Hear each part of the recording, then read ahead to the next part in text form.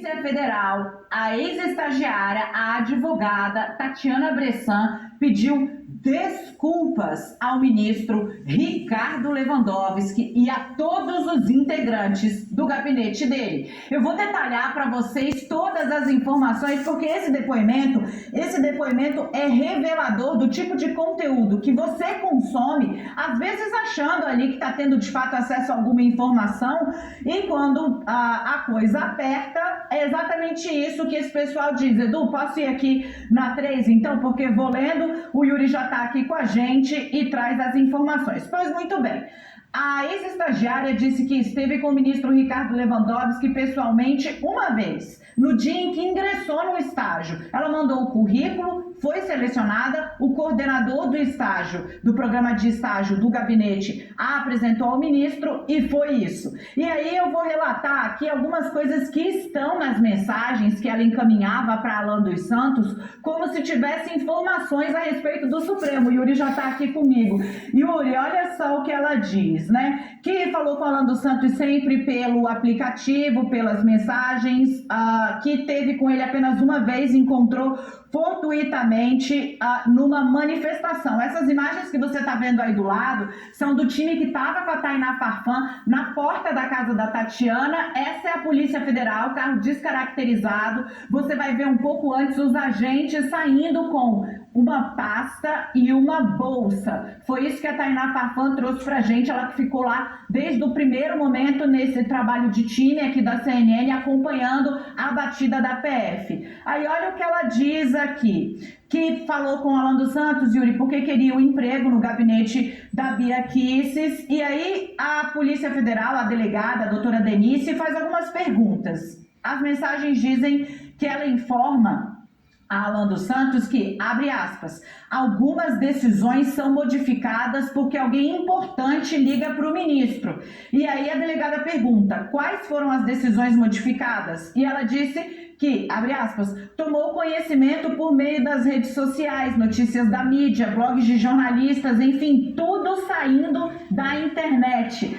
Segue a depoente, que essa informação não foi obtida dentro do gabinete do ministro. E aí perguntam como ela tomou conhecimento de que, abre aspas, o general Vilas Boas tem trânsito, ex-comandante do Exército, né? Tem trânsito com quase todos os ministros. Quando ele liga, o Lewandowski atende prontamente. Ela disse isso para o Alan dos Santos, passando informação. E aí, perguntada pela PF, ela disse que tomou conhecimento por meio das redes sociais, notícias de mídias, blogs de jornalistas, tudo saindo da internet. Repetiu que essa informação não foi obtida dentro do gabinete do ministro. E aí perguntam para ela que se ela não teve acesso, então, diretamente a nenhuma informação.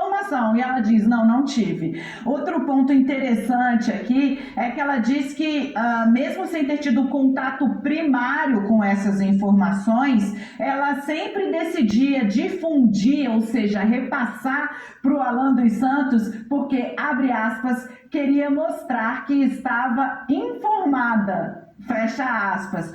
Que, além disso, ela achava que o fato dela parecer uma pessoa bem informada, embora ela admita aqui que não teve nunca acesso a informação nenhuma e que só viu o ministro uma vez, ela achava que isso podia ajudar ela a ter um emprego com a Bia Kicis. A Polícia Federal perguntou para ela se ela recebeu algum tipo de vantagem, se ela recebeu algum tipo de promessa, e ela diz que não. E perguntam também quais foram as informações relacionadas ao gabinete do ministro que foram repassadas para Alan dos Santos, e ela fala que não passou informações sobre o gabinete do ministro Ricardo Lewandowski. Bom, ela diz ainda que o Alan dos Santos só deu o contato da Bia Kicis para ela, a deputada federal Bia Kicis, mas que não avançou a questão do emprego. E aí finaliza com o que para mim é a cereja do bolo. De novo, do lado aqui da gente, você está vendo as imagens da Polícia Federal descaracterizada. Foi uma ordem que a operação fosse discreta e ela foi cumprida discretamente, acompanhada pelo marido da ex-estagiária.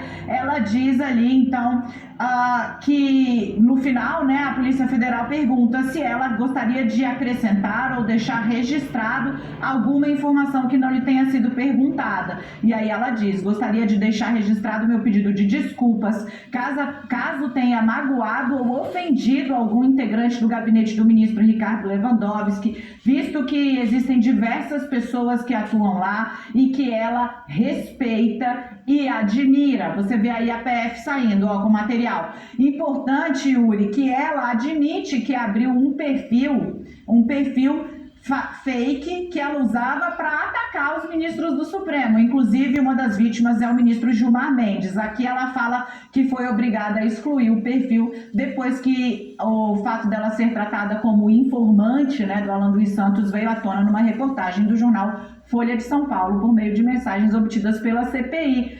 Que tal?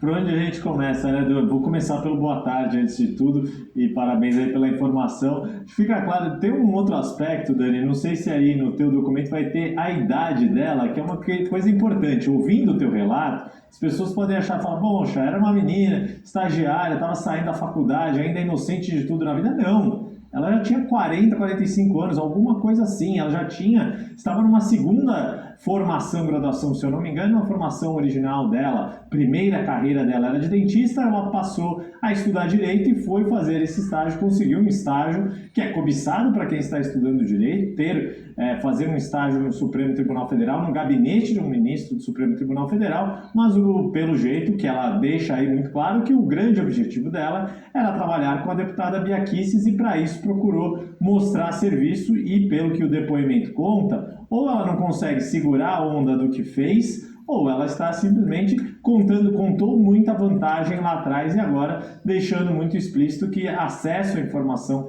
propriamente dita ela não consegue ali manter o que ela teria feito. Agora, e toda a reportagem da Folha de São Paulo também já trazia a informação de que ela tinha um perfil, ou ela mudou o seu perfil original, justamente porque já havia feito postagens contra o Supremo, no qual ela foi estagiar, mas que queria manter esse discurso anti-institucional contra a Suprema Corte por meio de um outro perfil que agora ela diz que também se viu obrigada a excluir depois da reportagem dos nossos colegas, a Constância Rezende e o Renato Machado. Tá chegando mais notícia do Supremo aqui. A gente antecipou ontem o que aconteceria depois da guinada do presidente na questão do depoimento dele para a Polícia Federal, mas enquanto a gente organiza tudo, deixa eu pedir para minha dama de copas, Renata Agostini. Renata, vem para cá. Que tal, Renata? Ela não sabia de nada, na verdade nunca nem teve uma conversa com o ministro, só ouviu uma vez no dia que entrou.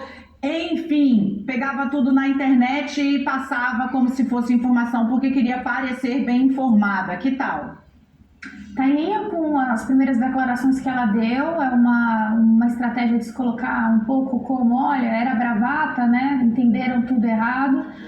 Vai ser muito importante a gente ver o que sai justamente disso que a gente está vendo aí nas imagens, da busca, né? Do material que a Polícia Federal vai poder analisar, o celular dela, mensagens, eventualmente outros documentos que ela tenha guardado para entender se para de pé essa versão que ela dá, quase como eu estava ali fazendo uma investida e querendo entregar mais do que de fato eu tinha. O fato de ela ocupar essa função de estagiária, de fato já indica que ela não tinha acesso a muita coisa. Então, esse material probatório vai conseguir fazer a ligação com o depoimento que ela entregou.